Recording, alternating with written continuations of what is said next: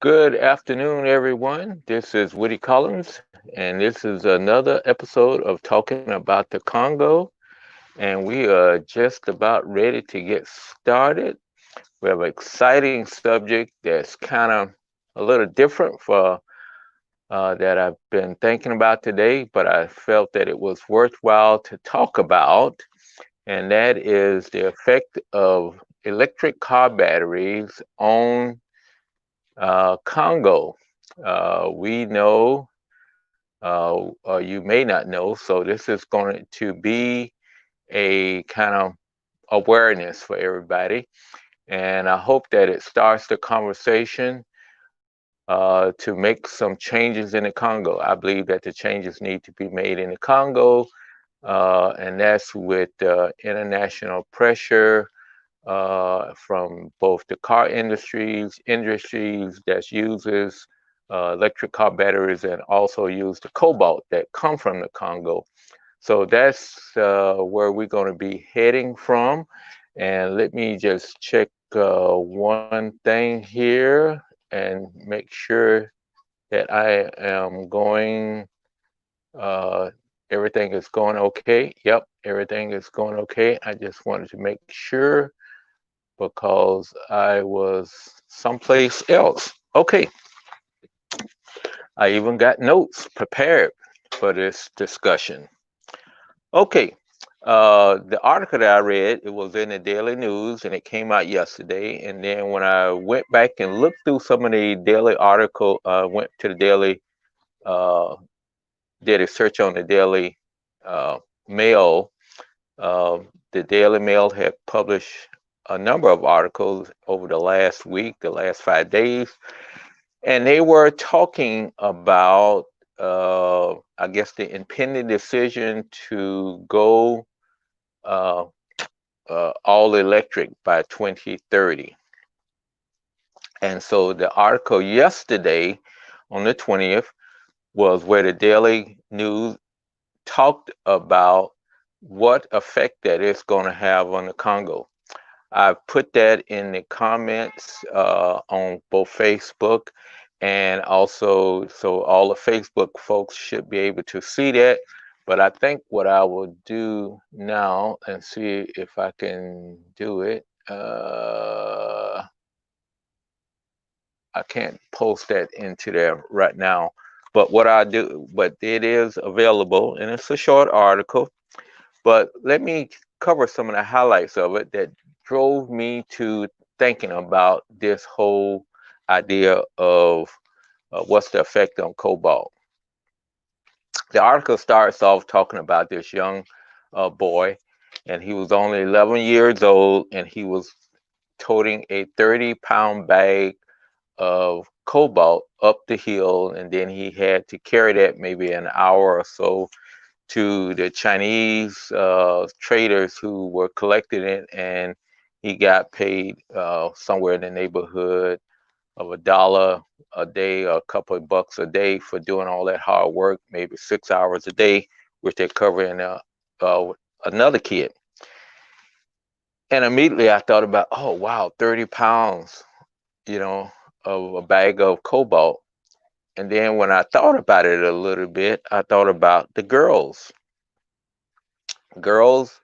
and some boys, they carry 40 pounds of water on their head, 40 pounds of water, because water weighs about 8 pounds a gallon. So they carry a 5 gallon basin, a 5 gallon jug that we call bidons, and they will carry that on their head. So that's a little bit more, but it's not a case of uh, which one weighs the most, but all of it is hard labor. But with water, you have to have water. And I guess with the cobalt, the kids have to make a living. And so we will end up with how they're making this living because a lot of the cobalt, I'm not sure whether it's the majority of it or something, is coming from these what they call artisan miners, which sounds fancy, like okay, they're a little they nitpicking, and they're artisans. Well, they're laborers. They're hard laborers. And that's the one of the things the article brought out, is that, yeah, you call them artisans so to make it sound good, but it's a dangerous job and that they're working on. So, uh, cobalt you don't have to have in the Congo to live, but you may need the income. But it's going to make a big effort in the United States and in UK if they decide to go to all electric cars. So cobalt is not only used for batteries in cars, it is used in phones. So I'm using my phone to do this live stream, which I always use. And the reason I use my phone all the time is because that's the primary thing that I use in the Congo, because it's a lot more convenient, and I'm always carrying my phone around with me, and I don't need to do a laptop. I very rarely use my laptop these days, but the batteries in a laptop use cobalt, and tablets that use cobalt. So any type of electronic uh, battery electrical device that use a battery is probably using cobalt. So it's not only it's a widely used product. However, one of the things that they came up with, that in the article they stated that there is the use of in car batteries. I think it's going to require 18 pounds of cobalt for a car battery. The big car batteries in electric cars, versus 1,000th of that cobalt is used in batteries for a cell phone or something. So that kind of made me a little happier that, okay, I'm not contributing way less to these kids than it is and some of the other than with the car batteries. And it's not only Tesla. That's one of the ones who are strictly car batteries. But GM, Ford, BMW, I think every automaker now is coming up with some type of either totally electric car or a hybrid car. So a hybrid car still has a gas engine, but it still uses battery to help propel it after the braking and different stuff like that. So it is storing up some energy and to use. So no matter which way you look at it, it's going to be in big use. So it gets back to Congo. Congo is estimated to have 2/3 of the world's reserve cobalt. The land is rich in some areas with cobalt, and you have to dig it up. Not only the artisan, and I keep saying artisan with the quote, because they're not artisans, they are hard laborers, and it's dangerous. They have to dig under the ground, bring the rocks up. In these caves, they fall down, they uh, uh, they fall down, cave in, you know, and they showed that was 43 of these artisan laborers died last year from cave-ins and different stuff. Or even in the case of when it rains, you may have a sudden rain that come on, and the water will, of course, flow down in the cave and kill a lot of people. So it's not only cave-ins, but it's also drowning underwater.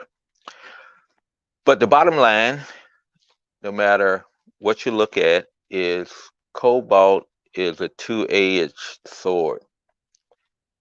Uh, Number one, it provides a way of living for a lot of children, families who support their families. The kids will support their families.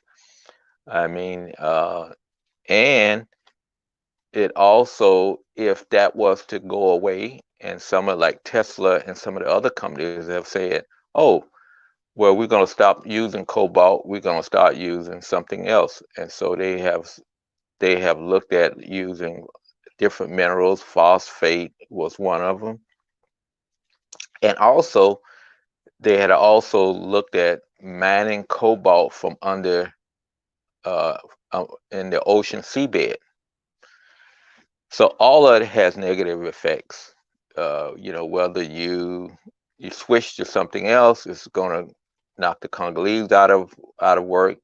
If you if they start mining it from uh, the seabed, you're going to not only stop uh, Congolese from working, but it's also going to have a devastating effect upon our sea and ocean life and stuff like that. So it's just a two-edged sword. You know, it, you know. So the article ended with saying a far better response to all this is to have a properly regulated, well rewarded industry with checks to improve safety and stop child exploitation for good. And I agree with that. I think, and that's why I said that the answer lies in Congo. Congo is the one that's going to have to stop this and start regulating the industry, because only a few people in the Congo are getting rich from this, and those are the traders and the go-betweens and the handlers. They're the ones who making the really amount of the money. The kids are not making any money, and they need to improve it. They are using some industrial mines to mine it. However, they have created these lakes of sludge, dangerous materials. So, and that is killing animals and polluting the water source. So, they got to have to not only regulate it, but they're also going to have to improve the safety. And finally, do Congo still want to be known as a country that exploit children and employ them in highly, highly deadly and hard working conditions? So I hope that we can uh, discuss this a little bit more. And in the coming week, we're going to kind of point out some areas. If you're interested and want to get involved, I know the Enough Project is one of those projects that really covers the exploitation of minerals and stuff out of the Congo, and they've been talking about cobalt and things like that. So I'm gonna reach out to them to see where they are at on this, and I'm sure that they will be putting out something in the next couple of days as a result of the UK's Prime Minister Boris Johnson saying we're going to go to all electric cars, sell only all electric cars by 2030, which is just 9 years away. So that's not that far off. So we'll have to take care of what's going on and look out for our brothers and sisters in the Congo.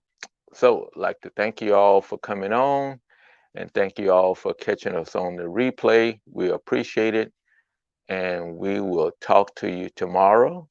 Uh, and as always, take care of yourself, take care of your families, be safe, wash your hands, wear your mask.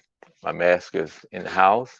So, um, and also not only wash your hands frequently and socially distance yourself when in public areas around people. And finally, be blessed, and we will see you tomorrow on Sunday at the same time at 3 p.m. Eastern, when we'll talk about something else from the Congo, what's affecting the people in the Congo. And this has been Woody Collins with Congo Helping Hands, and we will see you tomorrow. So take care and be blessed.